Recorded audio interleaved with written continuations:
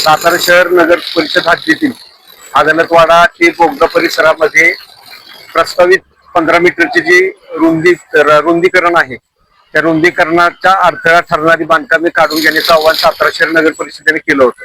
त्याला प्रतिसाद म्हणून आम्ही या परिसरात राहणारे नागरिक आम्ही स्वतःहून रस्ता रुंदीकरणाला अडथळा ठरणारी बांधकामे स्वतःहून आजपासून काढून घेण्यास सुरुवात केलेली आहे. या रस्त्यानं जे काही रहदारीचा त्रास होतो, ट्रॅफिकचा अडथळा होतो, त्या अडथळा आम्हालाही त्याचा प्रचंड त्रास होतो.